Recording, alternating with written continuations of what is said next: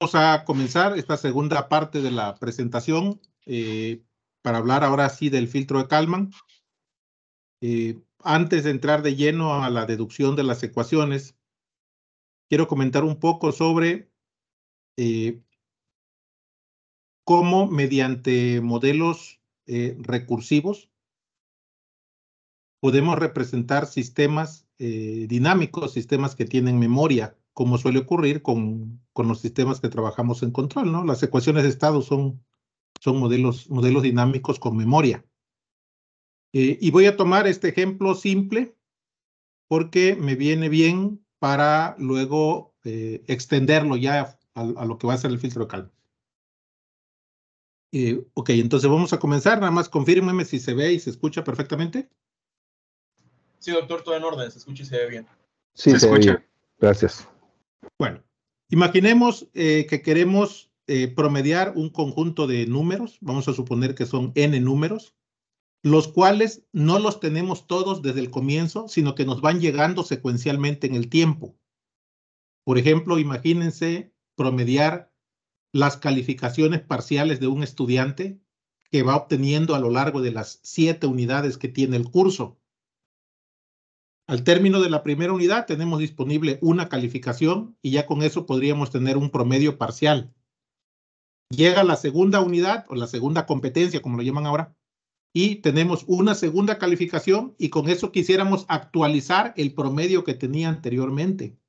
Llega el tercer parcial, tenemos un nuevo dato y con eso actualizamos para obtener un nuevo promedio y así sucesivamente. Fíjense que nosotros podemos al final calcular el promedio después de que ya hayamos concluido todas las unidades, después de que ya tengamos toda la lista de números, con que únicamente conociéramos el último promedio que teníamos disponible. No hace falta que tengamos almacenada toda la lista de números, sino que lo podemos ir promediando continuamente y actualizando el resultado del promedio cada vez que tenemos un nuevo dato o una nueva muestra disponible. Bueno, ¿cómo es posible eso? Primero, estoy colocando aquí lo que sería la ecuación para el promedio de un total de n números. Y para saber cómo cambia ese promedio por cada nueva muestra, voy a compararlo con cómo era el promedio cuando tenía yo un dato menos. Bueno, esta es la fórmula para el promedio de n números. Es 1 entre n por la sumatoria de los n datos. Pero vean que aquí, a propósito, separé el último dato. En lugar de promediar los n números, estoy promediando los primeros n más 1 y por aparte le estoy sumando el último valor. ¿Eso por qué? Porque esta sumatoria que dejé dentro del paréntesis con límite superior n menos 1, la puedo utilizar para expresar el promedio de los n menos 1 números, que es la ecuación que acaba de aparecer ahí en la pantalla. Vean, prácticamente la misma para n números, nada más que cambia n por n menos 1. ¿Eso de qué me sirve? Que yo puedo despejar de aquí esta sumatoria de los n menos 1 números y al hacer el despeje nos queda en términos del promedio previo, del promedio cuando todavía no completábamos el enésimo número. Este valor de la sumatoria luego lo reemplazo en el paréntesis que tenemos de la ecuación anterior y de esa manera tenemos esa fórmula que aparece en color azul. Vean que lo que tenemos ahí es una expresión que nos permite calcular el promedio de los n números a partir del promedio previo de los n menos 1 números, pero agregando el nuevo número que acabamos de obtener en lo que se supondría es el enésimo periodo de muestreo o, como lo mencionaba yo, de promediar calificaciones cuando llega la enésima calificación. Lo que vemos en la estructura que tiene esa ecuación en color azul es que cuando estamos en el tiempo n, no necesito tener guardada toda la sucesión de muestras, toda la sucesión de calificaciones. Basta con que yo tenga guardada el promedio anterior. En ese promedio anterior, ahí tenemos resumida la historia completa del sistema. Imagínense cuando ya estoy promediando la séptima calificación parcial, No necesito tener guardadas las 6 anteriores. Basta con que yo tenga el último promedio que le había calculado al estudiante. Esta es una forma recursiva en la cual el valor actual, P subíndice N, se puede calcular en función del valor previo, P subíndice N menos 1. Y suponemos que todo lo que ocurrió antes del tiempo N menos 1 ya está de alguna manera resumido o incluido en ese último valor. Imagínense que estamos analizando una ecuación de estado con un periodo de muestreo de 1 milisegundo durante 10 segundos. Seguro, el último valor del segundo número 10 depende de todas las muestras anteriores. Pero ¿cuánta memoria necesitaría yo si tuviera que tener guardadas todas esas muestras? Por eso las ecuaciones de estado de un sistema dinámico tienen una forma recursiva. El valor en el tiempo K se calcula en función del valor en el tiempo K más 1. O el valor en el tiempo K más 1 se calcula en función del valor del tiempo K. Así como en este caso el promedio en el tiempo N se calcula en función del promedio en el tiempo N más 1.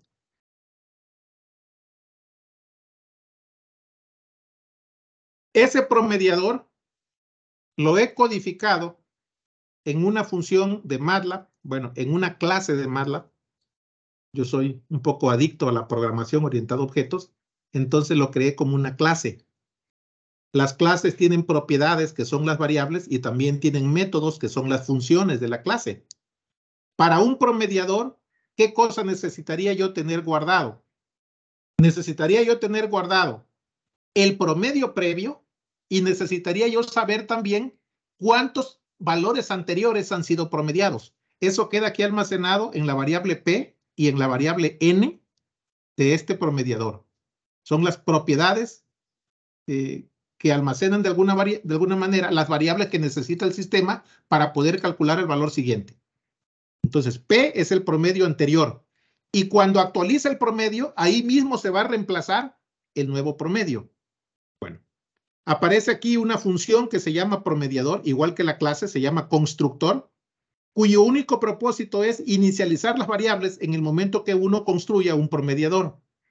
Todo el trabajo en realidad lo hace este método o esta función llamada agregar. Cuando yo tenga un nuevo valor que promediar, mando a llamar a esta función llamada agregar y le paso el nuevo elemento, el nuevo número, la nueva calificación que quiero promediar. Lo que me va a devolver es el valor del promedio hasta ese momento. Lo veamos en acción. Ya les he compartido el código por ahí en la carpeta de observe aquí, mando a llamar a la clase promediador y estoy construyéndome un objeto de esa clase que se llama prom. Ok. Hasta el momento el promediador no ha procesado nada, está con ceros. Pero tengo un dato disponible que procesar. Por ejemplo, la primera calificación parcial de un estudiante. Vamos a suponer que el estudiante sacó en la primera calificación un 100. En la unidad 1, que es la unidad introductoria, puros conceptos, muy facilita, saca 100. Ok. ¿Qué me devuelve? El promedio que hasta ese momento es el del único dato que está disponible. Supongamos que viene una segunda unidad donde ya hay cálculos que realizar en la materia, por ejemplo, ecuaciones diferenciales, ya hay ecuaciones que resolver, y el estudiante ya no puede obtener un 100, obtiene, por ejemplo, un 80. Estoy imaginándome un estudiante de chido, ¿no? Uno de esos que sí le ponen ganas. Vean, agregué el 80 y ya en automático el promediador lo incorporó considerando el promedio previo y ahora el promedio actualizado es de 90, es lo que me devuelve. Imagínense que en el tercer parcial saco un 90, promedio previo de 90 con otro 90 no se modifica. Imaginemos que ahora obtuviera un valor de 100. Vean, este valor de 100 no es nada más promediarlo con el anterior, porque si así fuera, el promedio sería 95. En realidad, este promedio de 90 anterior cuenta por 3 noventas. Ese valor de n, que en este momento vale 3, por eso era importante tenerlo dentro de la clase. Es un parámetro auxiliar que me ayuda a resolver el problema de la recursividad. En este caso, el promedio, si estoy agregando más datos, por ejemplo, un 50, se modifica el promedio, le podemos ir agregando los valores y ahí va cambiando. Miren, ahorita voy a ponerle un valor de 100, por ejemplo. Y aquí quiero que aprecien una cosa. El promedio anterior era de 83. Le agregué un 100 y a pesar de que es una calificación muy alta, este 100 en poco modifica el promedio anterior. Eso quiere decir que a medida que voy agregando nuevas calificaciones o nuevos números que promediar, el promedio va cambiando cada vez menos. Es decir, que se va teniendo mucha certeza en los promedios previos y el nuevo valor aporta cada vez menos información al cálculo total del promedio nuevo. Dicho de otra manera, el promedio previo que yo tenía guardado no cuenta lo mismo que el nuevo dato que estoy ingresando al promediador. Si yo quisiera valorar, por ejemplo, imagínense que un estudiante me reprueba la 7ª unidad, pero en las unidades anteriores tenía promediado un 90. No sé, reprobó la última unidad tal vez porque tuvo algún problema familiar, etcétera, y le fue mal. ¿Qué haría yo? Digo, a ver, sacó un 50 y anteriormente tenía promediado un 90, no le voy a poner un promedio de 70, ¿verdad? ¿Por qué? Porque tengo más confianza en la percepción previa del 90 que en la nueva que solo es de 50. Los valores que ya han sido procesados mucho tiempo tienen más certeza o deberían darnos más certeza que el que apenas está llegando, el nuevo valor. En conclusión, lo que quiero decir es que cuando tengo que procesar muchos valores y algunos de los valores tienen almacenada la historia del sistema, no debo confiar por igual en todos los valores. Hay algunos en los que puedo tener una mayor confianza. Eso lo vamos a ver más adelante en relación con la covarianza de las variables.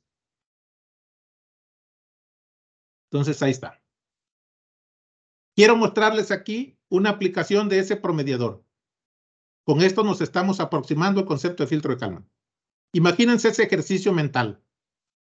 Compro 1 kilo de tortillas, pero yo no confío en que la cantidad entregada sea la correcta. Así que efectúo una serie de pesajes con mi báscula casera.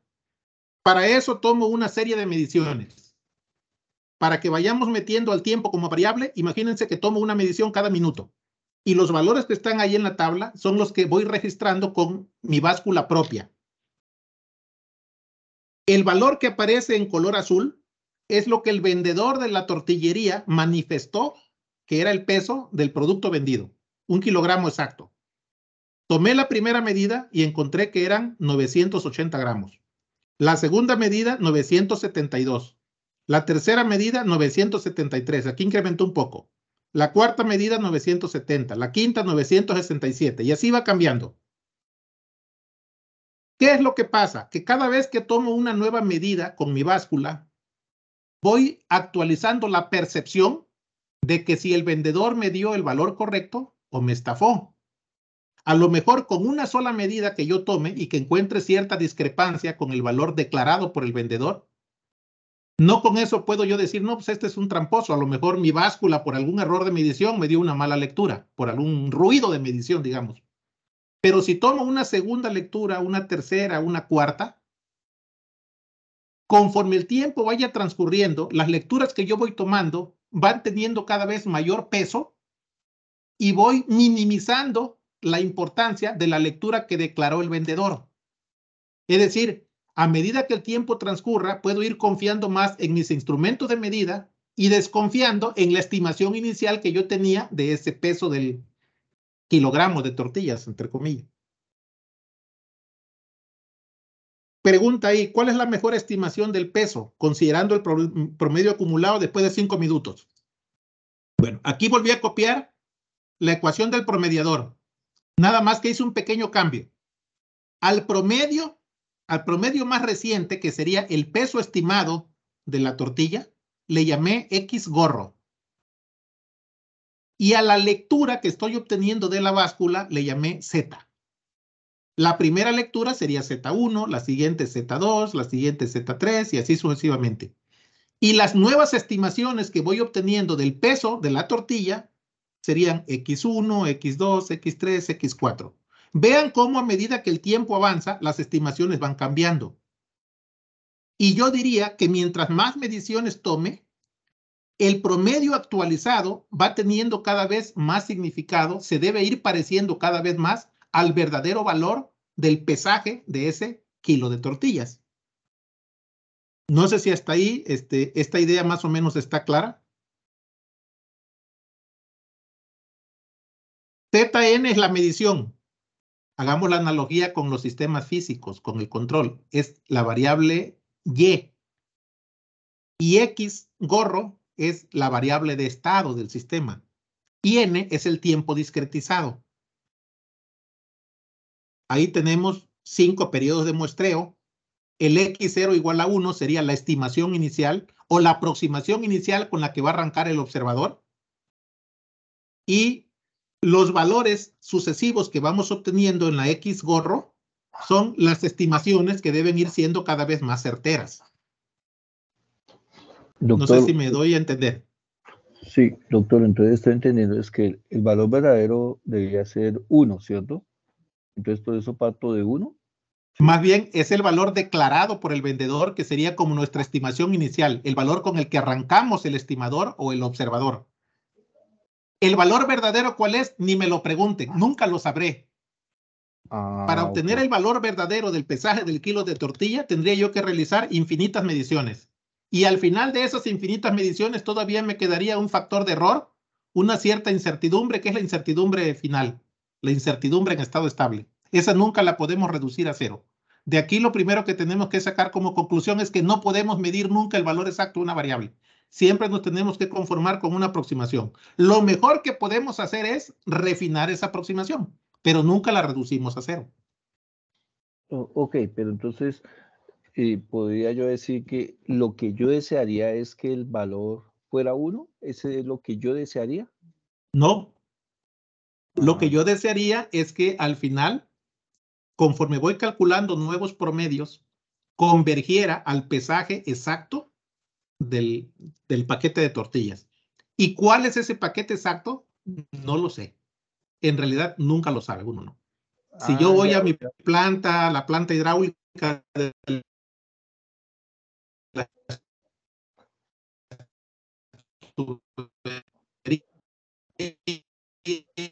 si tomo una presión, mido una presión en un universo, nadie, Dios tal vez, o no sé si eso se pudiera decir, ¿no? Pero nunca sabe uno el valor exacto. O sea, doctor, que lo que yo esperaría sería que para subsiguientes X, un ejemplo, X6, X7, X8, todos tendieran a ser 0,977. ¿Sería lo que yo desearía? Como que se llegara a un A la larga va tendiendo, a la larga va tendiendo a un valor. ¿A cuál valor? No lo sé. Aquí hice cinco iteraciones, digamos, del proceso y fue por ese valor.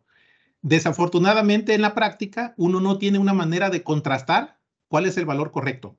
Uno lo hace a veces de forma académica porque simula uno un sistema con unas ecuaciones dadas y los compara contra ese valor. Pero poner a prueba un estimador o un observador contra un valor verdadero o un valor exacto, nunca lo puede uno hacer, porque siempre se desconoce ese valor exacto. Lo primero que tendríamos que aceptar es que estamos ante un cambio de paradigma. En la teoría, digamos, convencional del control, uno supone que somos los meros chidos, que podemos modelar a la perfección el sistema, que no se nos escapa ninguna parte de la dinámica y que los sensores nos pueden medir todo con precisión infinita. En la práctica, uno no puede modelar todo el sistema, los sensores no nos pueden entregar el valor verdadero y por lo tanto yo nunca puedo poder calcular el valor verdadero de la estimación. Lo más que puedo tener es la confianza en que conforme va avanzando el tiempo, el estimador va convergiendo hacia el valor exacto. ¿Cuál es ese valor exacto? Tendría que esperarme un tiempo muy largo para saberlo. Por eso, doctor, qué pena, es que, pero la tendencia es que después de muchos valores, de pronto, un ejemplo, ¿no?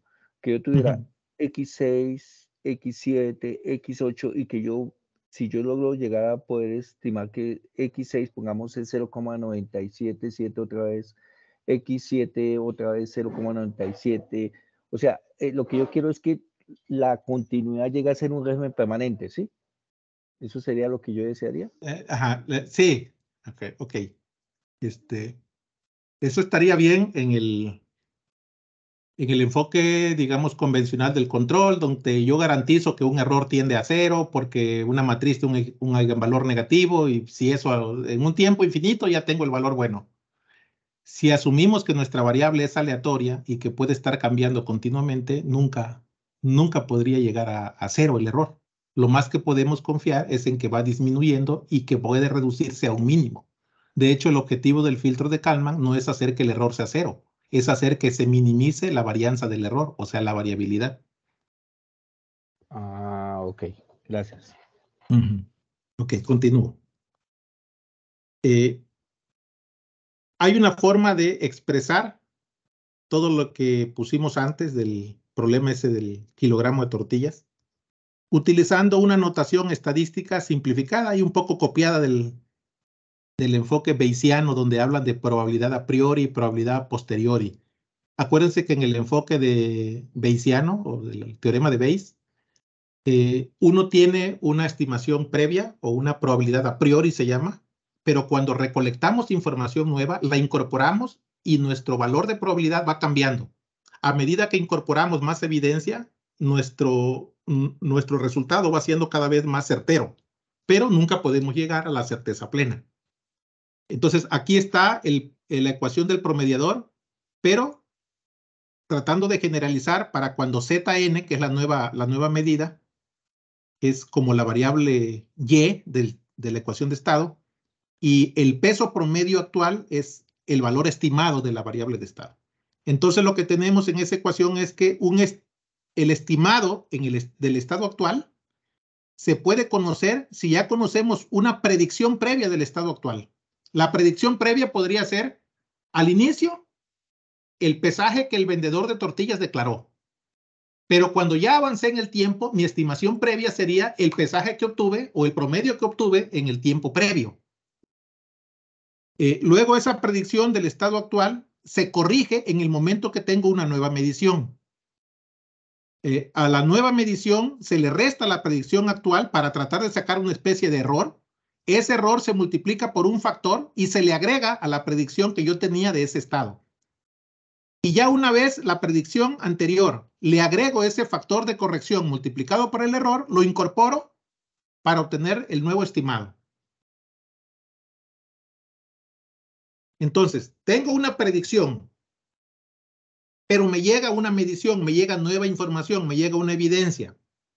¿Qué hago? Contrasto esa evidencia, la medición actual, contra la predicción previa que tenía.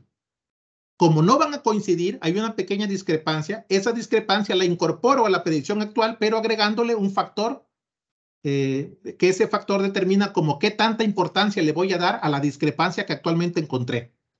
Más adelante ese factor se va a convertir en la ganancia de Kalman. Ahora vean que aquí tengo una cuestión. Dice, en el ejercicio anterior le dimos la misma importancia al valor declarado por el vendedor que a la medición que nosotros estábamos obteniendo con la báscula. Cuando hice el primer promedio, a ver, aquí lo voy a poner, cuando hice el primer promedio, promedié los 1000 gramos que me dijo el vendedor con los 980 gramos que yo obtuve. Y a las dos medidas iniciales las ponderé por igual. Eso quiere decir que para este cálculo que yo hice, tenía la misma importancia la estimación que hizo el vendedor que la medición que yo tomé.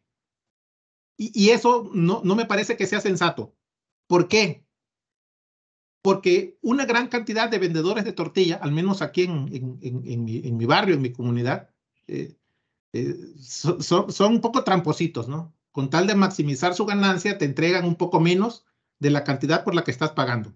Entonces, yo no diría que debo confiar lo mismo en el peso que declaró el vendedor que en lo que yo acabo de medir con una báscula que me compré por internet, que por cierto es una báscula cara y yo sé que su precisión y su exactitud más bien es bastante elevada. Por eso se hace aquí la pregunta, ¿sería posible asignar diferentes niveles de confianza para las mediciones que para las estimaciones previas? Claro que sí. El objetivo del filtro de Kalman es ese. Refiriéndome al problema en cuestión, ¿eso por qué lo hago? En principio, no todos los vendedores son igual de honestos y no todas las balanzas con las que voy a obtener mi pesaje son igual de exactas o igual de precisas.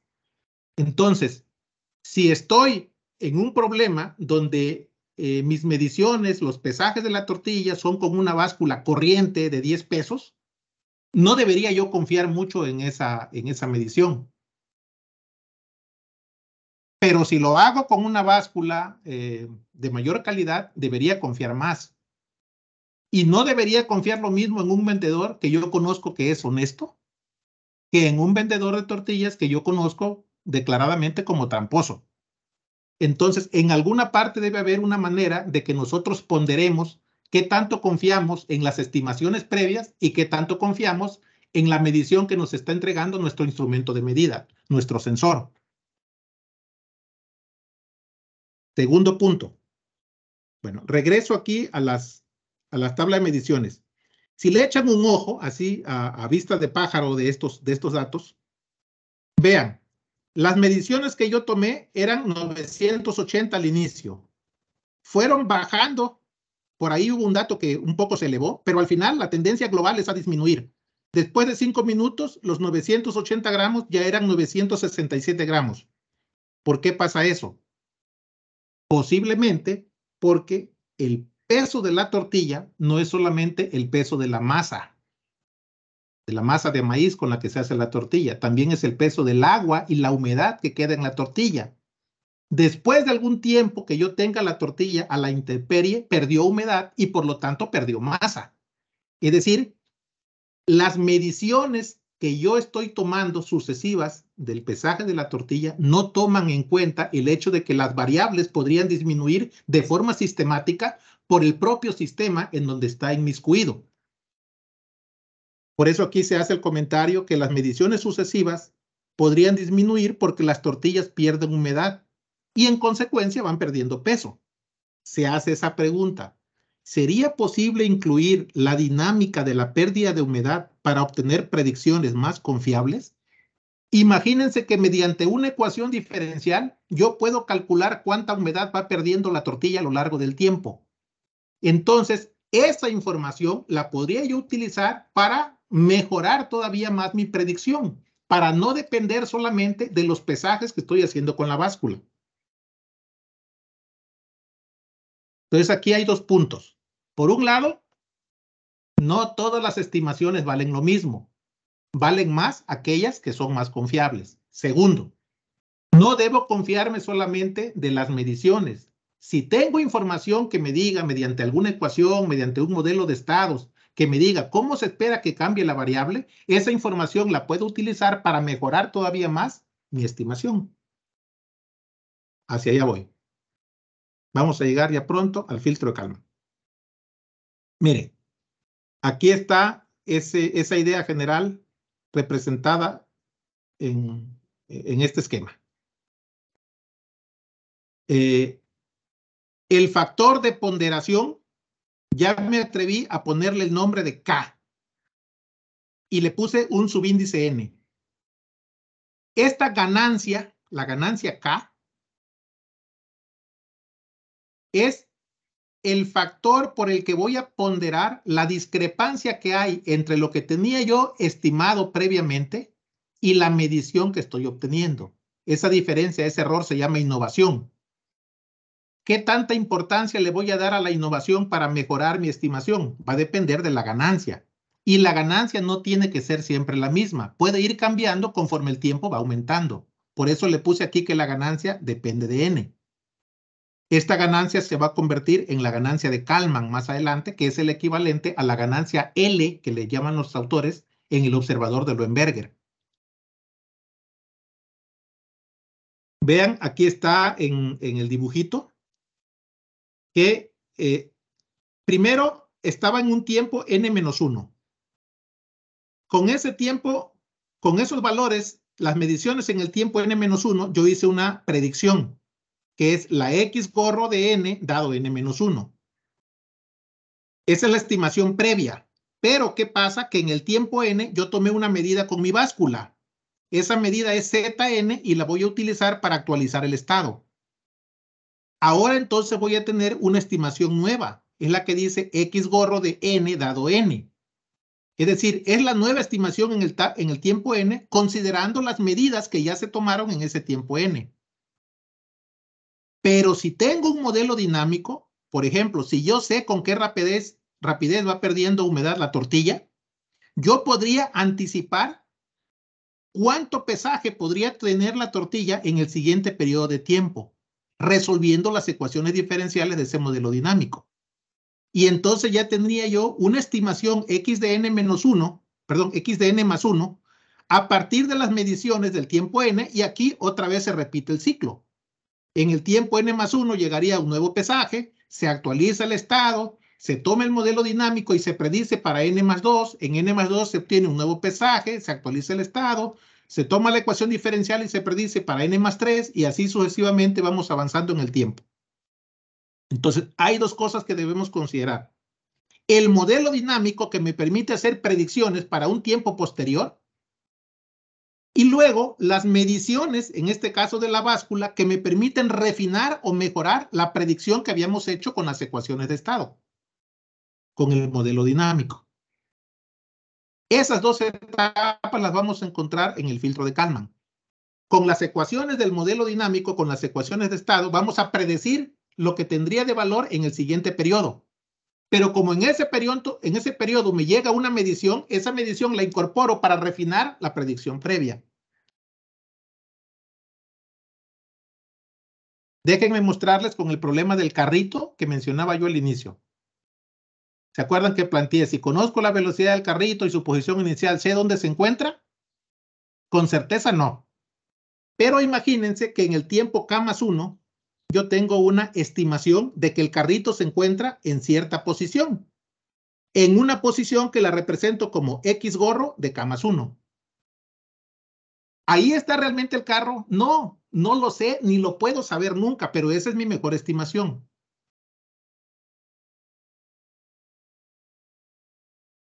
Como conozco las ecuaciones diferenciales del carro, conozco su modelo de estados, los puedo resolver y con eso calcular dónde espero que se encuentre el carro en el siguiente periodo de tiempo, en el tiempo K. Esa predicción es una estimación preliminar, no es la estimación definitiva. Por eso vean que al X gorro K le estoy poniendo un signo menos.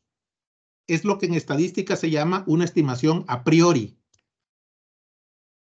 Entonces, de la línea de color azul, pasé a la línea de color celeste resolviendo las ecuaciones de estado, resolviendo el modelo dinámico. Y con eso ya sé que el carro podría estar aquí. Ojo, cuando digo podría estar aquí, no me refiero a un punto en particular. Me refiero a una densidad de probabilidad que me dice qué tan probable es que se encuentre en una cierta región. Insisto, la posición exacta nunca la sé. Eso de una vez deberíamos quitarnos de la idea, porque es el cambio de paradigma aquí cuando trabajamos con el filtro de Kalman. La posición exacta o el valor exacto de la variable estado nunca lo conocemos. Ok, entonces estábamos en que la estimación en K más 1 la convertimos en una predicción para el tiempo K con el modelo de estados. Pero ¿qué pasa? Ya estoy en el tiempo K y consulto a mi sensor. El sensor puede ser un GPS que me acaba de estimar por dónde se encuentra el vehículo.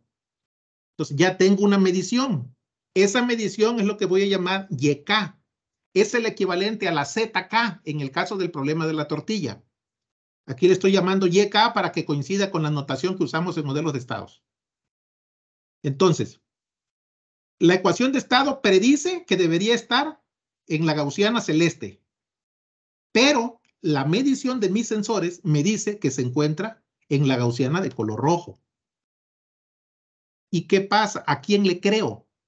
¿Le creo a la predicción o le creo a la medición? Le debería yo creer a ambas, una parte a cada uno. Cuando tengo dos informaciones que son incluso un poco contradictorias porque no arrojan el mismo resultado, yo tendría que tratar de unificar esas dos mediciones para sacar un valor único. Corrijo, no un valor único, una densidad de probabilidad única. En concreto, tengo que juntar o combinar la gaussiana celeste con la gaussiana roja para tener una estimación definitiva en ese punto. Y esa nueva estimación definitiva es la que otra vez estoy pintando de color azul y ya le llamo X gorro K. Vean cómo pasamos de X gorro K menos 1, que era la primera curva de color azul, a X gorro K, que es la segunda curva de color azul. Insisto, el valor exacto de X, la posición exacta del carro, nunca la conozco. Pero hay una cosa que a propósito está así en el dibujo. No sé si logren observar que la segunda gaussiana, bueno, la gaussiana, la segunda azul, la que está en el tiempo K, ¿qué diferencia tiene con la gaussiana que está en K más 1? A ver, ¿quién me puede decir qué diferencia tiene? En cuanto a su forma, no en cuanto a su posición, sino a su forma. Está más delgada, o sea, su Está más varianza delgada, disminuyó. ¿verdad? Perfecto. ¿Qué significaría eso? Que ya es más probable que podamos encontrar un valor más cercano al que realmente, entre comillas, realmente tuviera. Así es. A medida que avanza el tiempo, al ir incorporando mediciones, predicciones, la estimación inicial del filtro de Kalman, del estimador, del observador, que a lo mejor era muy mala, tiene que ir mejorando de tal manera que la incertidumbre sobre esa estimación se va reduciendo.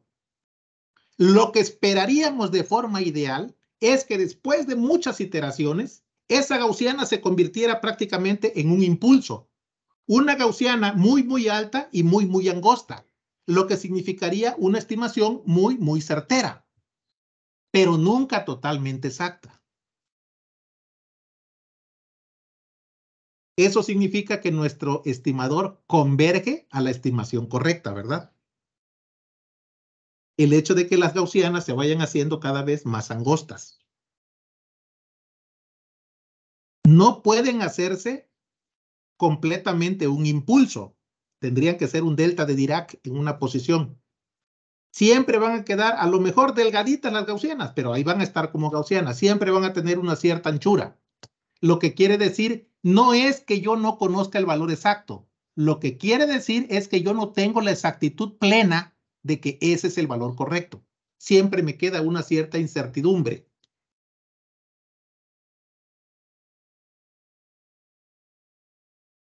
A ver, si yo les preguntara, por ejemplo, a los que son aquí de México, ¿quién mató a Colosio?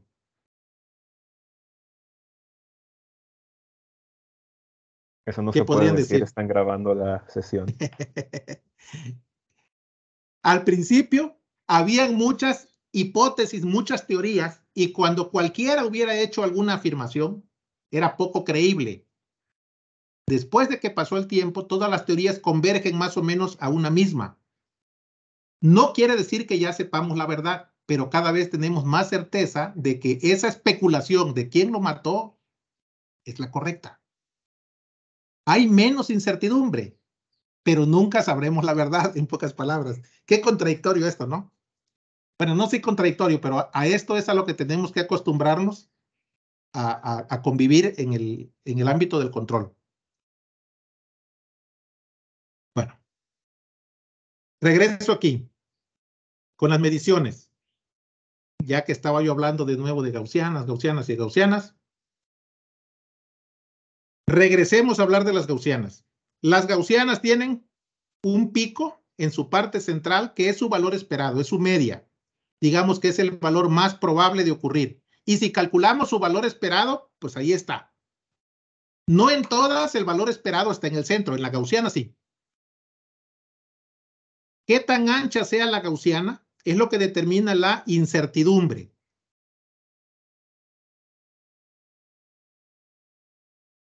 Cuando todas las mediciones caen prácticamente en un solo punto, la incertidumbre es pequeña y la gaussiana es muy angosta. Cuando las mediciones están muy dispersas, la gaussiana es ancha y la incertidumbre es grande. Eso se manifiesta en la varianza o en la desviación estándar. Pero ahora, ¿qué pasa con la media? La media está donde está el valor verdadero, si es que se pudiera conocer el valor verdadero. Cuando coincide con el valor verdadero, la media o el valor esperado, decimos que la medición es insesgada. Insesgada o exacta.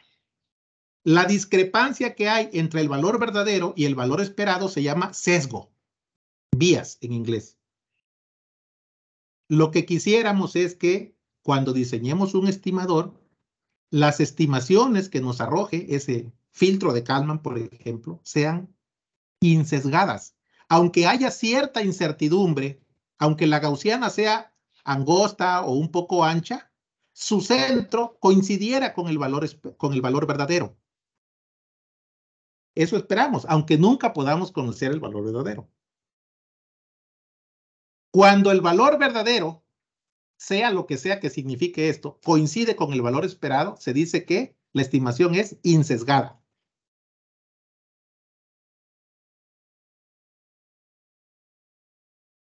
Bueno, antes de pasar a las ecuaciones del filtro de Kalman, tengo aquí unas diapositivas donde explico cómo se obtiene un modelo de estados discreto a partir de un modelo de estados continuo. Las voy a pasar estas diapositivas ya para que les echen una mirada a ustedes con calma. Ahí están las ecuaciones. Son las ecuaciones para la discretización exacta y que si disponemos de un software como MATLAB que haga esa discretización, pues ya nos la podemos evitar con este comando C2D. En MATLAB ya hay un comando que implementa todo esto y nos permite calcular las nuevas matrices A y B en tiempo discreto a partir de la matriz en tiempo continuo. Hay un atajo aquí que es el que se simplifica todo el cálculo, pero bueno, si lo queremos hacer a mano, si no, está el comando C2D. Me brinco esa parte. La razón de que puse esa diapositiva es porque el filtro de Kalman, para ser prácticos, hay que implementarlo en tiempo discreto. Entonces, si tenemos el modelo del sistema en continuo, necesitamos discretizarlo. Ahora sí, vamos de lleno con qué es el filtro de Kalman. Un filtro de Kalman, para empezar, es un filtro óptimo. Óptimo en el sentido de que nos va a proporcionar una estimación del estado con una mínima varianza del error. Ojo, no quiere decir que el error vaya a ser cero. Que la varianza del error sea mínima quiere decir que no va a estar ondulando con una amplitud muy grande alrededor del valor exacto. Queremos que el error tenga poca variabilidad. Desde luego, lo más pequeño posible, pero siempre existirá esa posibilidad de que haya un error. ¿Cómo se obtiene esa mínima varianza del error? A partir de que se incorporan las mediciones y que se incorpora el modelo dinámico del sistema. Vamos a suponer que existe incertidumbre en la dinámica del sistema. Es decir, de inicio estamos aceptando que no conocemos completamente el modelo del sistema. Al menos no tenemos una ecuación completamente determinista del sistema. Hay parte de las ecuaciones diferenciales del sistema que no están incluidas en nuestro modelo. A eso le conocemos como ruido de proceso. ¿Qué incluye ese ruido de proceso? Incluye estímulos inciertos, entradas que no se conocen o que no se pueden medir, incluyen dinámicas desconocidas o incluso dinámicas que sí son conocidas pero son muy complicadas de modelar y por lo tanto no se incluyen. También se considera que existe incertidumbre en la medición, o sea, ruido de medición. Entre este ruido de medición mencionaríamos la interferencia, errores por mala calibración en los sensores, imprecisión porque los sensores tienen muy baja resolución. Fíjense, un sensor puede estar muy bien calibrado, pero si tiene muy baja resolución, siempre existirá alguna parte de la variable que no puede medir. Imagínense que quieren medir un voltaje de microvolts con un sensor que solo mide milivolts. Parte del voltaje no podrá ser medido y por lo tanto implica un error. Ese es el ruido de medición.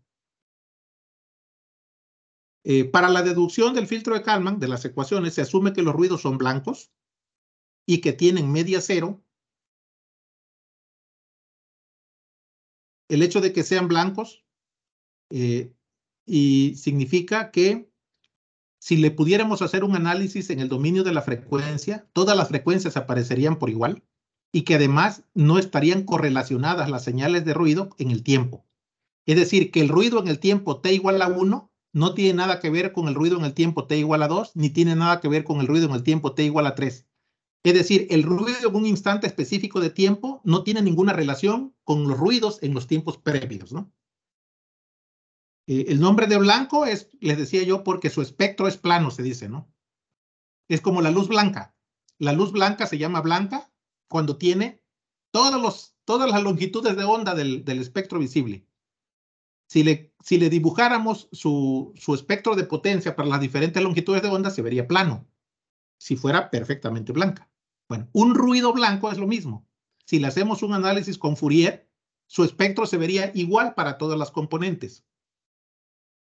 Hay un detalle aquí. Cuando el filtro se implementa en forma discreta, tiene que haber un proceso de muestreo de la variable continua. Y ya se sabe que por el teorema de Nyquist, el proceso de muestreo te limita hasta una determinada componente máxima de frecuencia. Si estoy muestreando, por ejemplo, a 1000 Hz, la máxima componente que puedo muestrear es la de 500. ¿Qué pasa entonces con las otras frecuencias? O se pierden o se introducen en forma de componentes falsas. No se pueden tener todas las componentes de frecuencias en una señal que está muestreada. Por lo tanto, el concepto de ruido blanco en señales muestreadas no existe. Lo que existe es lo que se llama ruido blanco de banda limitada. Es hasta donde lo limita el proceso de muestreo, hasta ahí es blanco. Fuera de ahí ya no puede existir. Por eso se le llama ruido blanco de banda limitada. Bueno, un tipo especial de ruido blanco es el ruido generado mediante una distribución gaussiana de media cero. Pero no es el único. Hay otras formas de generar otros ruidos que también son blancos. Las deducciones del filtro de Kalman se basan en la suposición de que el ruido es blanco y es gaussiano, para que se puedan usar las distribuciones normales de la incertidumbre. Pero ya les comentaba yo al inicio que hay demostraciones de algunos autores de que dicen que el filtro de Kalman sigue siendo un filtro óptimo, a pesar de que el ruido no sea gaussiano, siempre y cuando cumpla con la condición de ser blanco. Bueno. Otra cosa que decir sobre el filtro de Kalman es que se puede implementar en tiempo real, cualquiera que sea lo que signifique tiempo real, usando un bajo costo computacional. Tiempo real para mí sería que se puede implementar en línea. Es decir, que si estoy trabajando con un periodo de muestreo de 1 milisegundo, en 1 milisegundo tengo que procesar la muestra anterior antes de que llegue la siguiente muestra.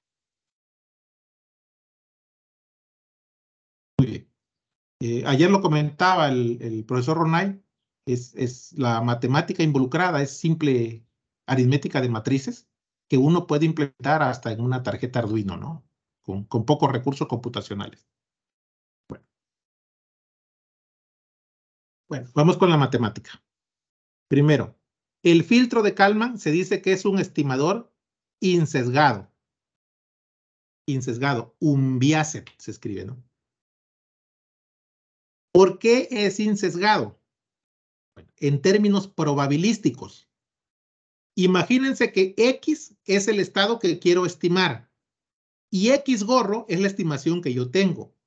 Cada una de esas son variables aleatorias. La posición del carro es una variable aleatoria y la estimación que yo haga de la posición del carro también es otra variable aleatoria. Se dice que es insesgado porque el valor esperado de cada una de esas variables coincide. Yo espero que la media de X gorro coincida con la media de la X real, de la X del proceso. Es decir, que no hay un sesgo o no hay una desviación sistemática entre el estado y su estimado. También se dice que es un estimador insesgado de mínima varianza. Ahí está la abreviación en inglés, MVUE, estimador insesgado de mínima varianza. Porque a final de cuentas lo que se hace es un proceso de minimización de una función. Lo que se pretende llevar al mínimo es la varianza del error de estimación. El error de estimación sería el X menos X gorro. Pero ojo, es un error no como diferencia de dos números, es un error como diferencia de dos gaussianas. Entonces, el valor esperado de la diferencia el error esperado de la varianza, perdón, del error de estimación se va a llevar al mínimo. Por eso dice que queremos un estimador de mínima varianza. Se busca el valor de X gorro que minimiza la varianza del error. Regreso otra vez antes de pasar a las ecuaciones para dar el panorama general de cómo es el filtro. A ver, inicialmente tenemos un valor estimado del tiempo previo, que es el XK-1. Luego, usamos las ecuaciones de estado y calculamos un estimado para el tiempo XK. Este es el que se llama XK-, el X gorro que tiene un menos como superíndice. Luego, incorporamos la medición y combinamos la gaussiana de la medición con la gaussiana de la predicción. Y eso me lleva a una nueva gaussiana que es el nuevo estimado óptimo para el siguiente periodo de muestreo. Entonces, hay dos pasos fundamentales aquí. El primer paso es que del XK-1 yo llegue al XK- con ecuaciones de estado. Y el segundo paso es que a esa predicción nueva que tengo le incorpore la medición para mezclar las dos gaussianas y generar una gaussiana nueva. La primera etapa de ese proceso se llama predicción y la segunda etapa se llama corrección. La predicción es usar las ecuaciones de estado para avanzar en el tiempo y la corrección es incorporar la medición para refinar la predicción que habíamos obtenido previamente.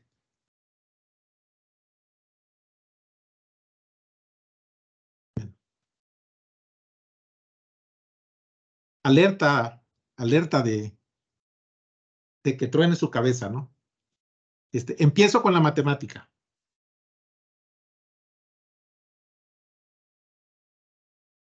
Aquí está representada la que sería la dinámica de un proceso en tiempo discreto, una dinámica lineal, entre comillas, pero estocástica. Estocástica, ¿qué significa? Que a las ecuaciones deterministas tradicionales del modelo de estados le incorporamos dos nuevas variables. La variable W, que representa el ruido del proceso, el ruido de la dinámica, la incertidumbre que hay de aquello que no conozco del proceso. Y luego hay un B o V que se le agrega a la ecuación de salida. Esta representa la incertidumbre en la medición o el ruido de los sensores. ¿Es lineal ese modelo? La verdad es que no estoy seguro que haya que llamarle lineal. ¿Por qué? Porque el ruido lo rompe todo.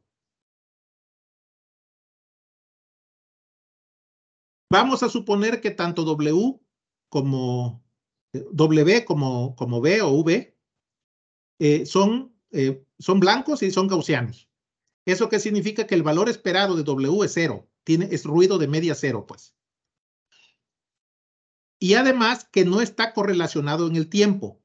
Es decir, que si de W escojo dos instantes de tiempo diferentes y hago su varianza, me da 0. Pero si hago en el mismo instante de tiempo, la varianza me da una matriz a la cual vamos a representar como Q. Esta matriz Q representa de alguna manera la confianza que tengo en mis ecuaciones de estado. Y para el caso de B, la varianza me queda R. Esa representa la confianza que tengo en los sensores. O qué tanta variabilidad espero en los sensores y en el otro qué tanta variabilidad espero en la dinámica del sistema. Me refiero a la variabilidad que no está modelada en esas ecuaciones.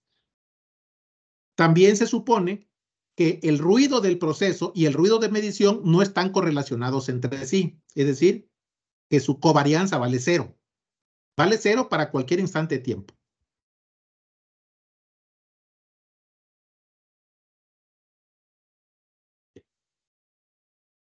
Entonces, imaginemos que nosotros ya teníamos una estimación previa hecha a través de las ecuaciones de estado.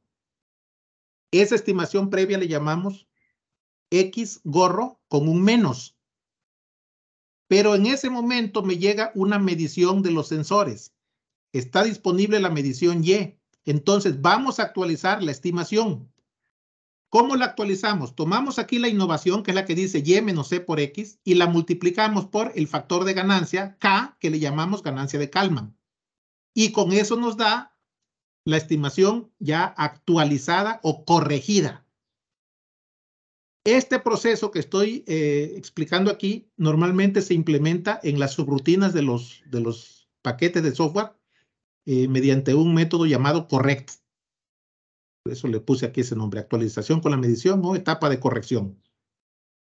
Entonces, la estimación previa, le meto las mediciones y con eso la corrijo y ya tengo la X gorro. Lo que hice fue nada más quitarle el signo menos. El signo menos quiere decir que era a priori, pero como ya incorporé la medición, ahora le quité el signo menos, ya es a posteriori.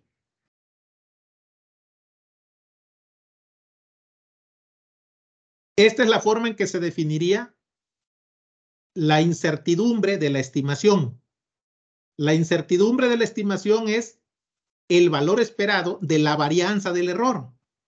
Y recordemos que el error es la diferencia entre el valor real y su estimación. Si sustituimos lo que vale cada uno de las XK y la X gorro K, al sustituir nos queda esta expresión de aquí. Entonces, cada vez que ya tengo una estimación, puedo actualizar mi matriz de covarianza. Recordemos que la covarianza nos indica qué tanta certeza o certidumbre tenemos en que el resultado que estamos estimando es el correcto. La ecuación que tengo arriba es el cálculo de la varianza de la estimación para cualquier valor de K, para cualquier ganancia que yo quisiera proponer de forma arbitraria. Ahora, la idea es que esa ganancia no se proponga de forma arbitraria, sino que se calcule de forma óptima. Para eso, ¿qué tenemos que hacer? Es tomar la matriz de covarianza, aplicarle alguna métrica y minimizar esa métrica. Normalmente se utiliza como métrica la traza de la matriz de covarianza. Entonces, se toma la traza, que es la que dice aquí TR de P, y se deriva con respecto a K. Luego se iguala a 0. Estoy calculando aquí lo que se llama un gradiente. El igualar a 0 el gradiente es para encontrar el valor mínimo que hace, el valor de K, perdón, que hace mínima a la función P. Es lo que uno aprende en cualquier curso de cálculo, ¿no? Para encontrar dónde están los mínimos de una función, derivamos la función y la igualamos a 0. En este caso, derivamos con respecto a K, igualamos a 0 la derivada y lo que obtendríamos es el valor óptimo de K. Si tomamos la derivada de la expresión que está arriba, la derivamos a 0 y lo igualamos, obtenemos este resultado. Ya no voy a hacer la deducción paso a paso, llevaría aquí un buen tiempo. Ya está expresado ese valor. Esta es la ganancia óptima. Quizá debería yo haberle puesto aquí un gorrito a esa K para indicar que es el valor óptimo. Pero bueno, creo que ya se entendería. Que si se igualó a 0 la derivada, este valor de K no es cualquier valor de K, es el valor de K óptimo. Es el valor que yo le tendría que dar a la ganancia de Kalman si quisiera minimizar la varianza.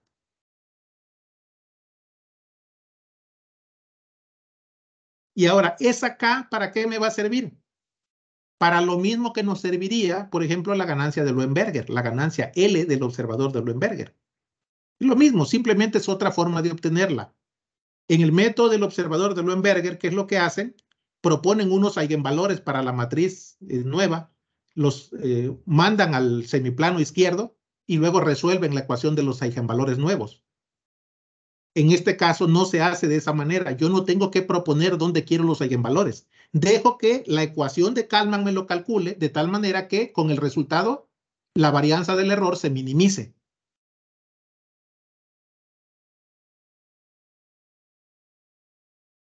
Y ya conociendo esta ganancia óptima de Kalman, la puedo sustituir en la fórmula general que tenía para la covarianza del error y me obtengo este nuevo valor.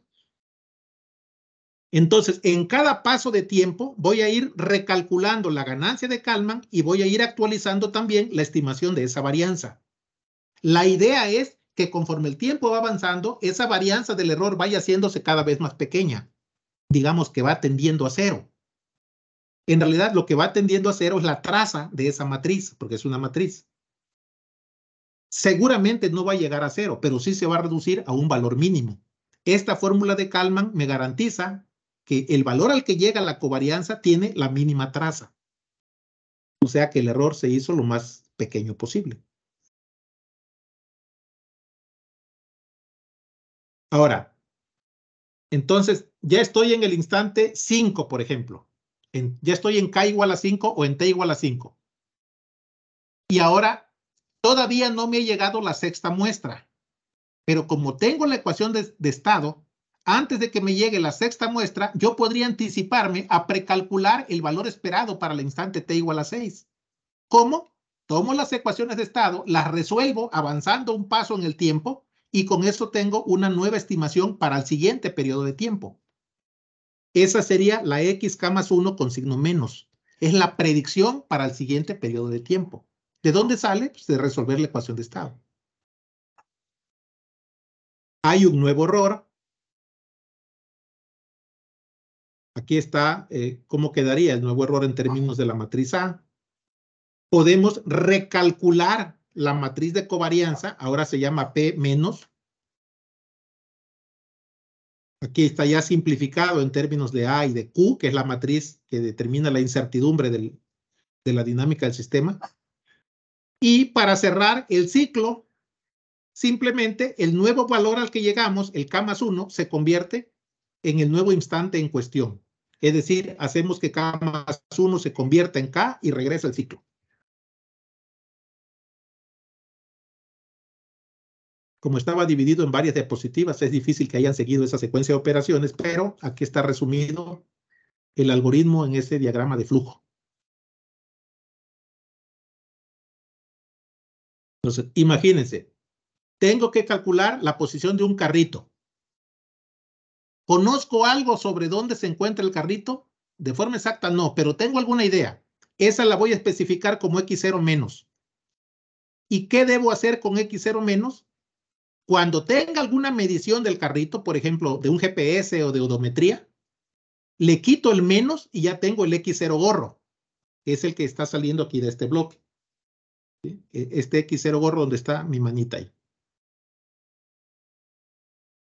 ¿Qué necesito para llegar de X0 menos a X0 gorro? Necesito primero calcular la ganancia de Kalman y meterla en esta ecuación para que se actualice o se corrija la estimación. Se le quita el menos a la X gorro, pues también se le quita el menos a la varianza del error o a la covarianza PK. Ya tengo una nueva estimación de X gorro, ya tengo un nuevo valor de P y entonces puedo avanzar en el tiempo con mis ecuaciones de estado y predecir lo que ocurriría para el siguiente instante de tiempo. Es lo que dice aquí en el bloque del lado izquierdo, proyectar el estado y la covarianza del error.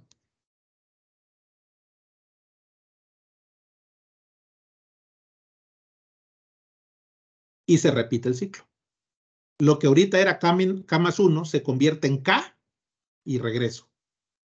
Y así, conforme yo vaya recorriendo ese ciclo, voy obteniendo el X0 gorro, el X1 gorro, el X2 gorro, X3 gorro, y así todas las estimaciones a lo largo del tiempo. Ahí lo analizan con detalle. Entiendo que es mucha matemática, mucho cálculo matricial, y no se le puede comprender bien así a la primera, ¿no? Pero pues, ahí está para que lo revisen con calma en su casita.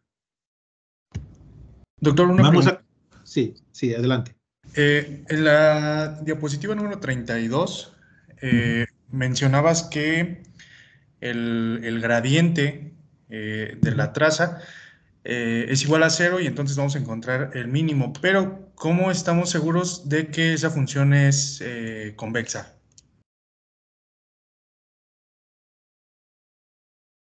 Bueno, en realidad la matriz PK es una matriz simétrica y me parece que por la simetría hay algunas propiedades ahí, no lo tengo ahorita así completamente claro, pero no hace falta esa demostración. Entiendo tu pregunta, es por qué digo que eso es un mínimo y no un máximo, ¿no? Sí, exactamente. O un punto o silla, ¿no? Sí. se deduce de la geometría que tiene la matriz PK. Me parece que es simétrica y tiene por ahí alguna otra propiedad. Y eso le garantiza que es una función convexa. De cualquier manera, en los textos también vas a encontrarte una prueba de que se trata de un mínimo a través del hessiano o la matriz hessiana, que es como las segundas derivadas de eso. De cualquier manera, sí está comprobado. Yo omití ahí ese paso para doctor. no enredarlo más. Creo que un poco respondió la pregunta del compañero. Creo que es que porque la matriz P es definir positiva. Sí, entonces sí, eso garantiza que es correcto. sea el mínimo. Sí, tiene que ver con eso. Ok, la propiedad de simetría le lleva a la propiedad que comentas de que sus eigenvalores son todos positivos y por lo tanto es convexa. Okay, ya con entonces, eso uno evitaría la prueba de que se trata de un mínimo, ¿no? Si no, de cualquier manera, he visto que lo comprueban con el hessiano. Ok, es lo que le iba a preguntar. Muy bien, muchas gracias. Doctor, una pregunta que sí, adelante. O sea, es que yo pues, he tenido la oportunidad, nunca lo he podido entender bien y por eso muchas gracias porque esto me está ayudando a clarificar muchos aspectos, pero ¿por qué se habla de filtro de Kalman en continuo? Porque uno ve que esto se mueve, pero ¿por qué si realmente uno siempre lo está trabajando en discreto? ¿Por qué se habla del concepto de filtro de Kalman en continuo? Finalmente, si lo que se está haciendo es eso, lo que usted nos está explicando ahí, se está haciendo una predicción, corrección, pero de todos modos se está tomando el muestreo. ¿Por qué se habla de filtro de Kalman continuo? Pues la literatura está ahí todo, pero no puedo entender en qué es que lo aplicamos. Sí, no, la teoría está desarrollada para ambos casos, tanto para el filtro de Kalman continuo como para el discreto. Desde luego, lo que cambia es que en el continuo, en lugar de sumatorias, son integrales, y en lugar de un subíndice K, tomamos una variable continua T. Nosotros siempre hemos preferido la versión discreta del filtro de Kalman porque nuestra idea es implementarlo en un microcontrolador. Y por lo tanto, como esto funciona en tiempo discreto, al ritmo que nos marca el reloj del muestreador, pues lo que nos viene bien es la versión discretizada, ¿no? Pero sí, este desarrollo que estoy presentando aquí existe también para modelos en tiempo continuo. Creo que es un poco más difícil de entender, ¿no? Al menos para mí me resulta más complicado entender la formulación en tiempo continuo. En tiempo discreto es mucho más simple. Gracias. Bueno, para codificar el filtro de Kalman, entonces estamos poniendo aquí cuáles son los requisitos que necesitaríamos para el programa. Primero, necesitaríamos tener algunos parámetros del sistema. Las matrices A, B y C, que en toda mi presentación he supuesto que son constantes. La verdad es que eso no es un requisito. El filtro de Kalman se puede trabajar incluso con sistemas lineales variantes en el tiempo, de tal manera que las matrices A, B y C podrían tener también un subíndice K. Incluso las matrices de covarianza del ruido, Q y R, pueden ser dependientes del tiempo. Puede haber Q subíndice K y R subíndice K. Lo más simple es suponer que los sensores son igual de imprecisos a lo largo de todo el tiempo, que eso sería muy debatible, ¿no? ¿Por qué? Porque los sensores con el tiempo van envejeciendo o se van calentando cuando ya llevan una hora de operación y su error de medida no necesariamente es el mismo.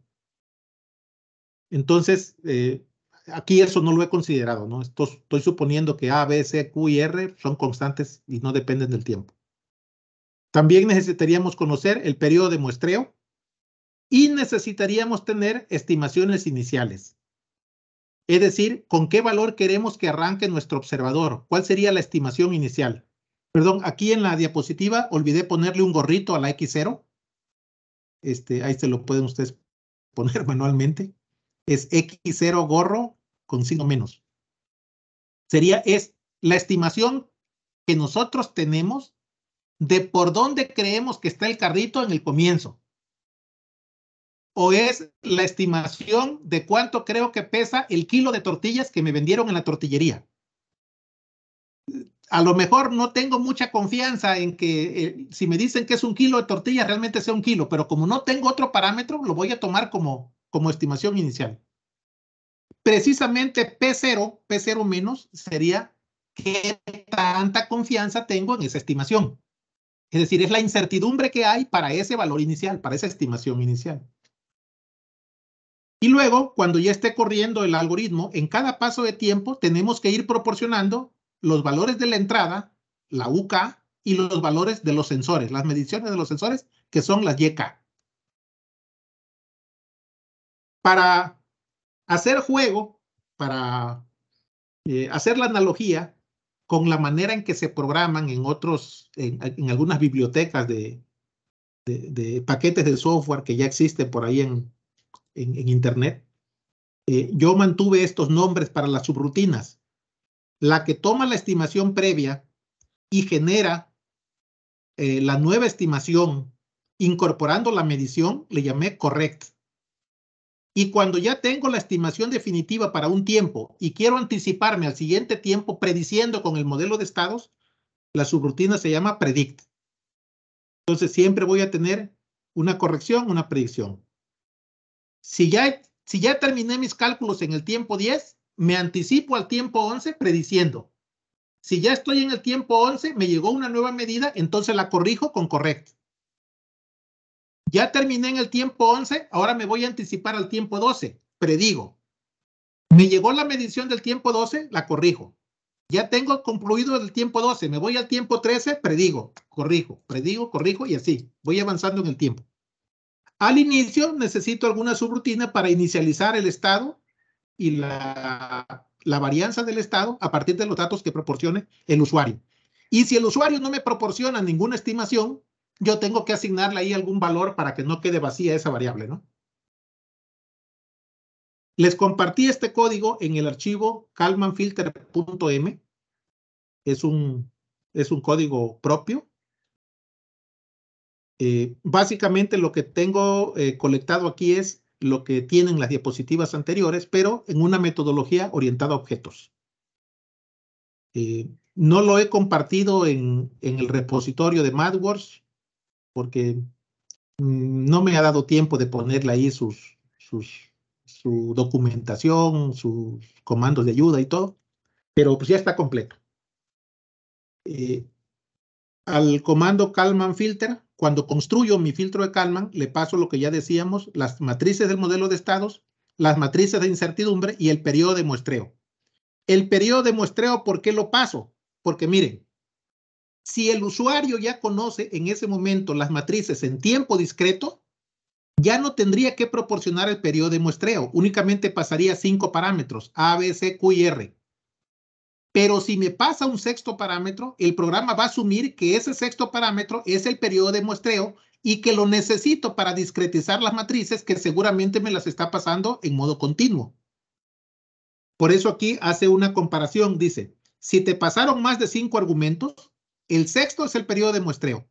¿Qué se va a hacer? Se hace la conversión de continuo a discreto y se reasigna en las matrices de la clase. Esto también se podía hacer con el comando C2D de MATLAB, lo que está aquí en el if.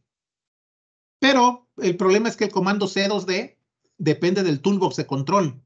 Y pues hay algunos usuarios que pueden no tener pagado el toolbox de control, entonces yo aquí lo puse directo con las fórmulas que vienen ahí en la diapositiva para pasar a tiempo discreto de forma exacta. Ok. Entonces se construye el Kalman Filter y de una vez se inicializa. Se inicializa con valores vacíos, con valores de 0, en caso de que el usuario decida no inicializarlo más adelante. Pero si quiere inicializarlo, aquí está la subrutina, le debo mandar el valor de X inicial y el valor de P, que sería la X0 menos, X gorro 0 menos y la P 0 menos. La estimación inicial y la certidumbre de esa estimación inicial, o sea, su varianza. Aquí dice, si te pasan el valor de X, asígnalo como valor inicial. Y si no, inicialízalo con ceros. Este es en caso de que alguien no tenga ninguna información sobre el estado inicial, pues algún valor debe coger. Entonces aquí se inicializa con 0. Igual, si le paso el valor de P como tercer argumento, entonces se le asigna a la matriz de covarianza. Pero si no le paso ese argumento de P, por omisión inicializa con la matriz identidad. Ok. Luego lo que viene es la función predict, donde yo le mando la señal de entrada U y me devuelve el valor predicho para el siguiente periodo de muestreo. Se supone que esta U es en el tiempo K y lo que me está prediciendo es la X para el tiempo K más 1, con su signo menos arriba, ¿no? Que significa que es la estimación a priori. Luego aquí tenemos la subrutina correct. Esta subrutina correct, ahora ya tengo una medida en el tiempo K, la recibo aquí en la variable Y. ¿Qué hago? La incorporo y con eso calculo la estimación ya corregida. Y en el tiempo K me permite corregir la estimación del tiempo K. Vean que un primer paso dentro de esa subrutina es el cálculo de la ganancia de Kalman. Aquí es en la línea donde dice obj.k, ahí se está calculando la ganancia de Kalman. La forma en que viene codificado eso con unas diagonales y todo eso es porque en MATLAB el cálculo de las inversas no es muy recomendable. Entonces se prefiere aquí una operación basada en la factorización LU, pero a final de cuentas arroja esos mismos resultados para hacerlo más eficiente. Y aquí le agregué otra función que es la función de estimar. Esta función estimar yo le puedo pasar una muestra actual y una medición, perdón, una muestra actual de la entrada y una medición actual de los sensores y me devuelve la estimación para ese periodo. O bien le puedo pasar toda una serie de medidas de la entrada, toda una serie de medidas de los sensores y me calcula toda la serie de estimaciones para todo un intervalo de tiempo. O sea, para hacer el procesamiento de un lote completo de medidas. Y ya con calma revisan ese código, no es más que la manera de codificarlo en MATLAB de las ecuaciones que estaban en las diapositivas anteriores. Miren, aquí viene un ejemplo de cómo utilizar ese código. De hecho, este ejemplo es prácticamente lo que puse al inicio en el aperitivo que yo le llamaba, ¿no? Cuando decía que los estaba enamorando de que el filtro de Kalman era chido y tenían que aprenderlo. Bueno. Primeramente defino una matriz A, B y C en tiempo continuo y me construyo un modelo de estados que le llamé planta. Defino Q y R que contienen las incertidumbres del proceso y de los sensores. Es decir, el ruido en la dinámica del proceso y el ruido en la medición de los sensores. Especifico un periodo de muestreo. Luego, selecciono un periodo de tiempo, en este caso 10 segundos, con periodo de muestreo de 1/100, y genero una señal de entrada, un estímulo de control. La función seno le puse aquí. Luego, mando a simular la planta para esta señal de entrada y lo que me devuelve son valores de X y de Y. Luego a la Y le agrego un ruido. Vean que el ruido tiene la varianza que corresponde a la R que definí yo arriba. Entonces, aquí estoy simulando que mi medición es ruidosa. Como no es una medición de verdad, sino que la inventé, estas medidas, les estoy agregando el ruido de forma artificial. En los próximos días vamos a trabajar con datos de verdad, con mediciones ya hechas, para que veamos que ahí no es necesario agregarle el ruido de forma artificial. Ahí el ruido ya viene. Luego construyo el filtro de Kalman, pasándole los parámetros y lo guardo en KF. Lo puedo inicializar. Si no lo inicializo, acuérdense que el código lo inicializa con 0. Pero yo aquí, como quería mostrarles que es posible inicializarlo con otro valor, lo inicialicé con un valor, con un vector de estado aleatorio. Generé un random de 3 elementos, de tal manera que las 3 variables de estado se inicializan con valores aleatorios entre 0 y 1. Y luego aquí fui calculando la estimación del filtro de Kalman para cada paso de tiempo. Desde el primer elemento, dice, hasta el último, hasta que se acabe el vector de tiempos. ¿Qué hago? Le mando el valor actual de U, le mando el valor actual de Y y me devuelve la estimación actual.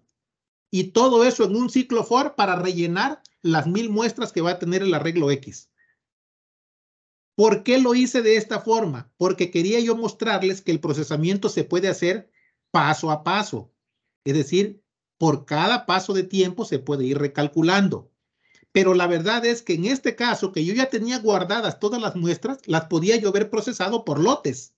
Aquí lo puse en forma de comentario ¿cómo podría yo hacer la estimación de un solo jalón con un solo comando sin tener que estar iterando? Le mando el arreglo completo U, el arreglo completo Y, y ya me devuelve el completo de X. Aquí una disculpa, a esta X tal vez hubiera sido más propio llamarle X hat para distinguirla de la X de la planta, ¿no? Entonces yo le llamé X y a la X de la planta le llamé XSIM, X simulado. Y esta X en realidad es el X gorro. Luego los mando a graficar y ahí está el resultado.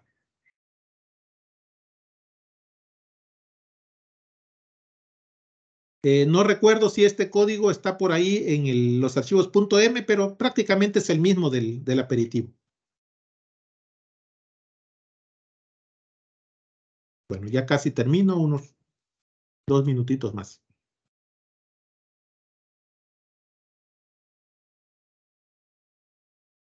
Yo les comentaba anteriormente que en cada paso de tiempo, cuando se corrige la estimación incorporando las nuevas mediciones, se tiene que recalcular la ganancia de Kalman. La ganancia de Kalman va cambiando dinámicamente a medida que avanza el proceso. ¿Por qué? Por lo que comentaba yo al inicio, que cuando ya hemos procesado muchas mediciones, las estimaciones son cada vez más certeras, o al menos eso se espera. Y por lo tanto, la incertidumbre en los resultados es cada vez menor. Como la ganancia de Kalman depende de esa incertidumbre, entonces hay que irla actualizando. Pero si dejamos correr el proceso durante mucho tiempo, llega un momento en que la ganancia de Kalman ya prácticamente no cambia, se estabiliza, alcanza un valor final. Ese valor final lo estoy representando aquí como K infinito. Es el límite de K cuando K tiende a infinito. Y también tiende a alcanzar un valor final la covarianza del error. Se llega a un valor final P infinito. ¿Okay? Estos valores finales, K infinito y P infinito, se pueden calcular si tenemos el toolbox de control en MATLAB. Eso se puede calcular con la función Kalman y también con la función DLQE. Si tienen una versión de MATLAB con la mayoría de los toolbox, como el de control y los demás, seguramente tienen Kalman. El DLQE, no estoy seguro, creo que viene en algún toolbox especializado por ahí, pero ambas funcionan. A estos comandos Kalman o DLQE, yo le mando las matrices del sistema, sus covarianzas Q y R, y lo que me devuelve es el valor final que va a tomar K y el valor final que va a tomar P.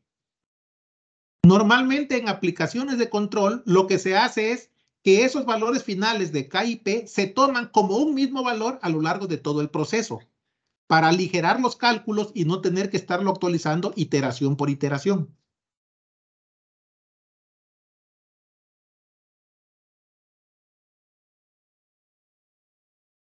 Una mano levantada, René. Sí, adelante, René, te escucho.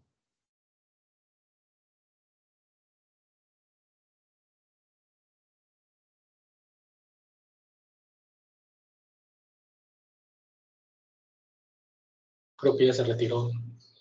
Ok. Bueno, ya estoy concluyendo.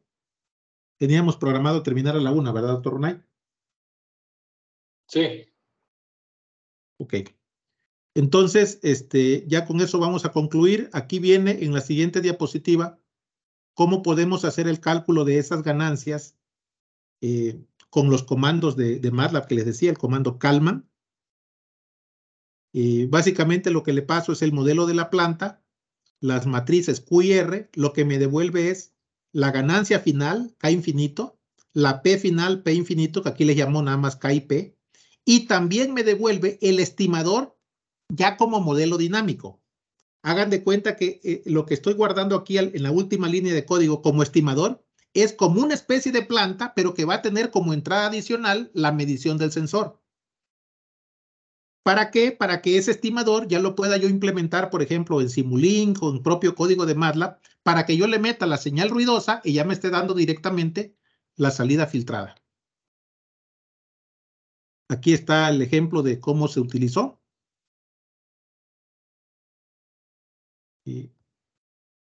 Primero generé aquí con LSIM una corrida de la planta hipotética, esa planta que inventamos. Se le agrega su ruido y con el estimador que obtuvimos con el comando Kalman, vuelvo a simular sus ecuaciones diferenciales de ese estimador. Este estimador ya incluye toda la talacha de Kalman. Vean que al estimador ya sus entradas no solamente son U. La entrada del estimador también es la medición del sensor Y, la que ya está contaminada de ruido. Luego mando a graficar aquí los resultados y es básicamente lo mismo que ya habíamos obtenido con nuestro comando propio, ¿no? Con nuestro código propio. Esto es con los comandos del Toolbox de MATLAB. En la primera gráfica vemos la Y ruidosa y luego encima la Y filtrada. Y en la segunda gráfica vemos los estados reales de la planta, que aquí los graficamos porque los conocemos de la simulación y sobre ellos está también graficado los estados estimados. Después de alrededor de unos 2 o 3 segundos, ambas gráficas coinciden. Aquí quiero mostrarles una cosa. Bueno, hace rato puse esta misma gráfica, pero con nuestro propio código. Esa gráfica convergía el estimador en mucho menos de un segundo, en unos cuantos milisegundos. Ahora le toma como 3 segundos converger. ¿Por qué? La razón es que allá era con la ganancia de Kalman dinámica y aquí es con una ganancia de Kalman estática que no se actualiza iteración por iteración. El precio que hay que pagar por el hecho de utilizar una misma ganancia de Kalman en todo el proceso es que tiene un tiempo de convergencia un poco más lento. Tiene un transitorio, pues, de mayor longitud.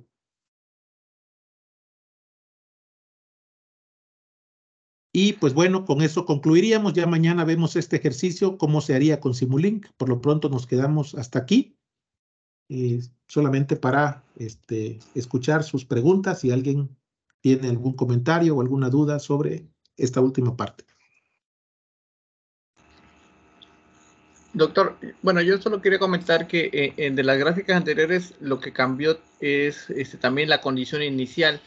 En los ejercicios previos empezaban con 0, 0, 0 y aquí la condición inicial empieza en punto 3, punto 5 y punto 7.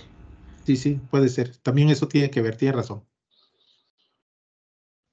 Doctor, en el slide anterior de la adecuación de estado discreta, ese G y ese H hacen referencia a esa que... bueno. ¿Esa matriz G y esa matriz H son la Q y la R o no? No. Qué buena pregunta. Sí, omití esa parte en la explicación. Ahorita lo digo.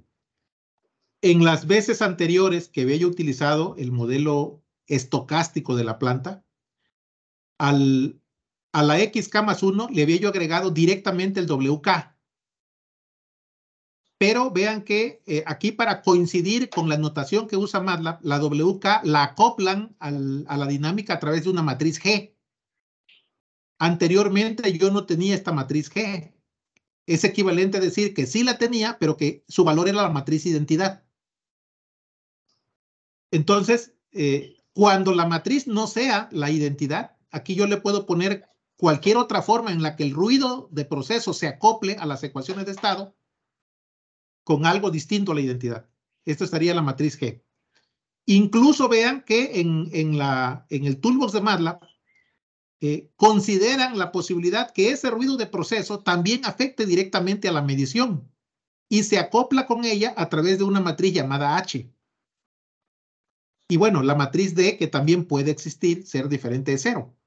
El único que no ponen acoplado en forma de matriz es el ruido de medición, el B subíndice K.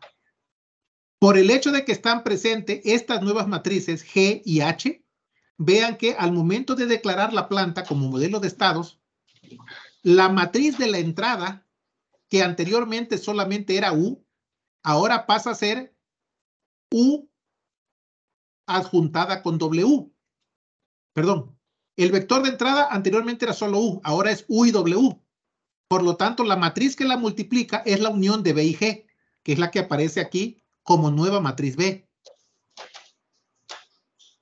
¿Sí? Y en la ecuación de salida, donde normalmente aparece solo la matriz D, que casi siempre vale 0, para considerar la posibilidad de que también el ruido de proceso esté acoplado a la salida, a la medición, pues le agregamos la matriz H y entonces juntas D y H se agregan como si fuera la matriz D original. Es como una especie de B aumentada y D aumentada para considerar el hecho de que además de la entrada cierta U, estamos considerando la entrada incierta W. Esto me parece más razonable, ¿no? Considerar que el ruido de proceso es una entrada incierta para distinguirla de U, que era una entrada cierta o una entrada precisa o determinista. A final de cuentas, el ruido es un tipo de entrada, ¿no?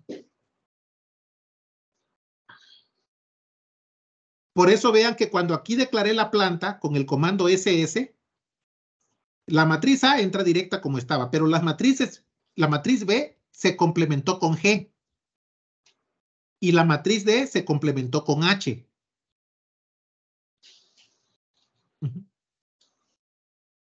Para considerar el hecho de que la W es como una entrada adicional. Gracias.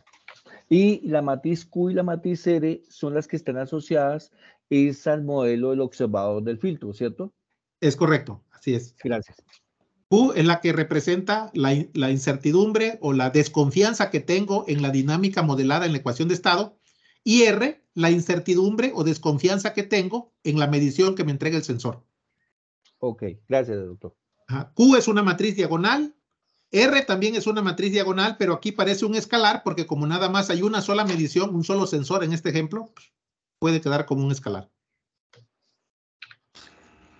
Doctor, de hecho, ahí por ahí iba mi pregunta. Por ejemplo, si JET tuvieran, por ejemplo, dos mediciones, no sé, por ejemplo, en un convertidor de potencia que tenemos voltaje y corriente y tendríamos dos sensores, uno para el voltaje y la corriente, entonces esta VK sí tendría que ser una matriz en donde tendríamos que darle a cada un valor para cada sensor, ¿no? Sí, sí, sí. Ajá, habría una A por XK más una B por UK más una G por WK. Esta UK podría ser las variables que conoces de forma precisa como estímulos de tu sistema. Por ejemplo, el PWM con el que estás switchando tu tiristor. Y la WK, aquella que también afecta, pero no se conoce de forma precisa. Como por ejemplo, no sé, alguna frecuencia de entrada, por ejemplo, de una señal que no se sabe bien a bien qué valor tiene. Entonces, esa estaría modelada aquí, en la WK. No, yo me refería al ruido de medición en la VK. Perfecto. En el ejemplo anterior era escalar y me preguntaba si teníamos dos sensores, por ejemplo, voltaje y corriente, si tendríamos que especificar una matriz ahí para definir, digamos, la certidumbre de cada sensor. Sí, sí, es correcto. Fíjate, en el caso de, por ejemplo, de nosotros en los trabajos que hacemos en la tubería, tenemos sensores de presión y tenemos sensores de caudal. Los sensores de presión son bastante precisos, tienen muy poca variabilidad. Los de caudal tienen mucha variabilidad que atribuimos alguna de ella a la turbulencia que se genera en la tubería. Entonces, es algo común que, por ejemplo, el sensor de presión tenga una varianza, por ejemplo, 0.01 y el sensor de caudal tenga una varianza de 0.5. Va a depender de qué tanto varía, digamos, por efecto del ruido, las mediciones de cada uno de los sensores. No tienen que ser iguales, ¿no? Ok, doctor, gracias. Sí. Esto también tiene que ver con el hecho de que aunque los sensores midieran el mismo tipo de variable, a lo mejor un sensor de presión está en kilopascales y el otro está en metros columna de agua, ¿no? El solo hecho de que haya la posibilidad de tener unidades de medida diferentes hace que yo pueda incluir valores diferentes en la diagonal.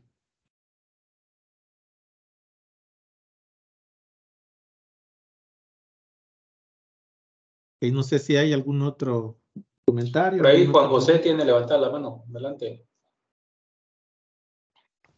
Sí, gracias. Doctor, una pregunta. De nuevo, aquí, perdón si ya se había respondido, creo que se me fue la No, adelante. momento. Q y R, las matrices Q y R se siguen pues poniendo, vamos a así decirlo, a ojo, ¿verdad? No hay como que un método analítico o pudiéramos decir para poder calcularlas, ¿verdad? Bueno, sí y no. Principalmente son a ojo en el caso de Q. A ver,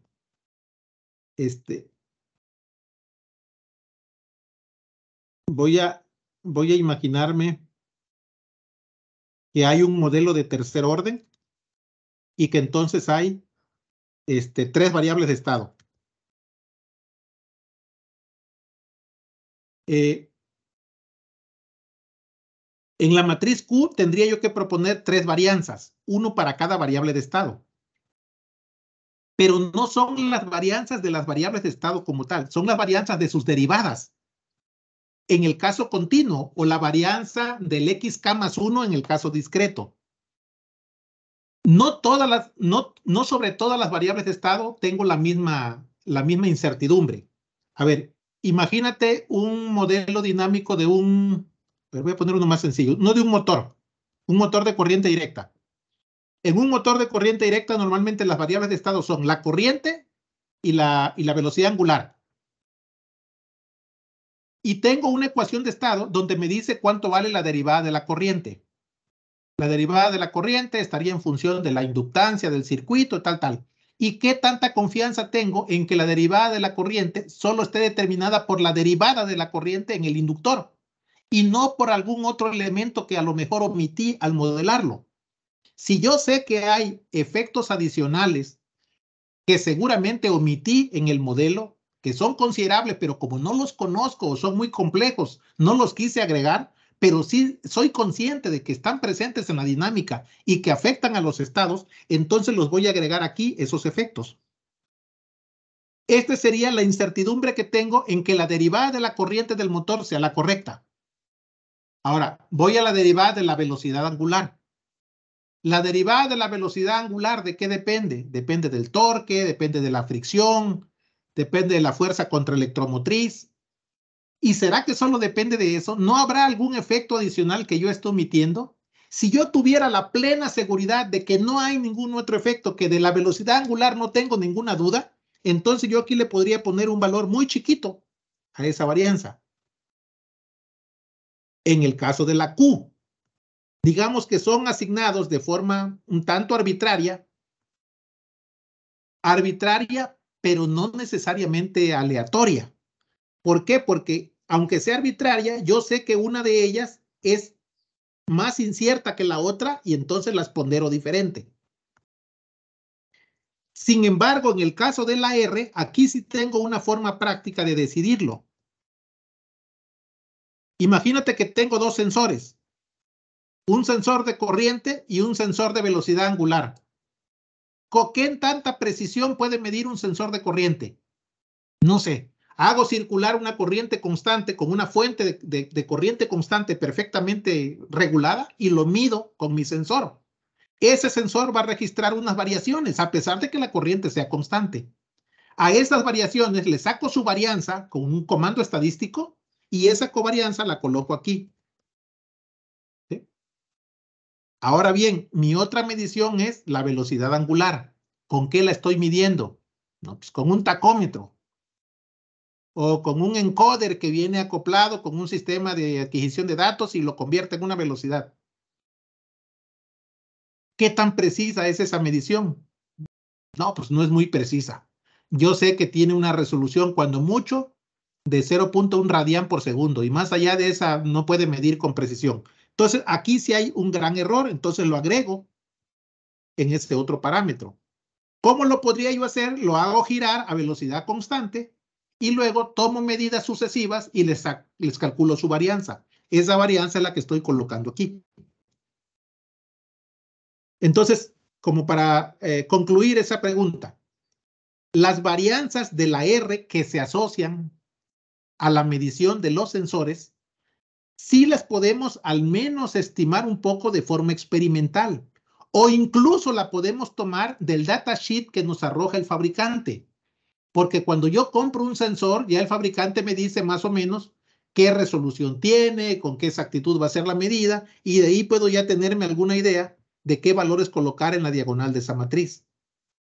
Las que sí son más sintonizadas, así de forma artesanal, son la matriz Q.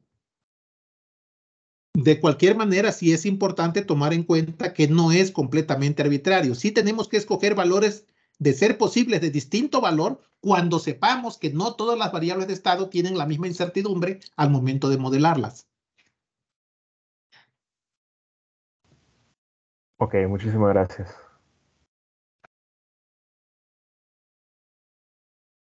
Creo que el día jueves vamos a hacer unos ejemplos de estimación de parámetros y fugas en una tubería.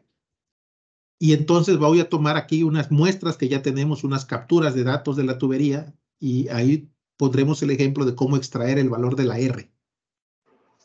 El valor de la Q sí es un poco a prueba y error. O sea, probamos diferentes valores de Q, hacemos una corrida y vemos que también va funcionando. Y si no, ya le modificamos. No sé si hay algún otro comentario. Con gusto, adelante. Pues yo creo que ya vamos cerrando también por el día de hoy. Si hay más dudas, pues mañana de todos modos faltan 7 diapositivas, que serán 2 horas más con Idelberto. No, mañana es rápido.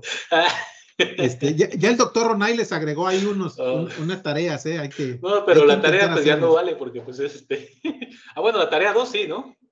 Sí, podrían intentarle, ¿no? O sea... Sí, la tarea 2 yo creo que sí lo pueden hacer. Ya hay código, por ahí los archivos .m ya les pueden servir para resolver esos ejercicios que quedaron. Sí, bueno, si pueden hacer la tarea, pues estaría muy bien. Y si no, pues ya los hacemos mañana, ¿no?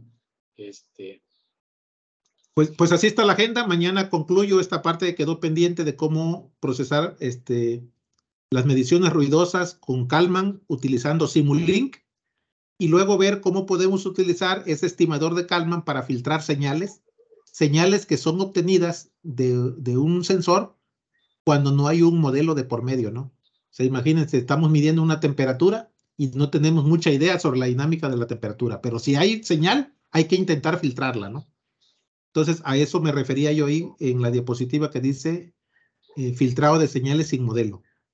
Sobre eso comenzaríamos entonces mañana, y ya en la segunda parte el profesor Ronay va a abordar el tema del filtro de Kalman, pero aplicado a sistemas no lineales, que es lo que se llama filtro de Kalman extendido.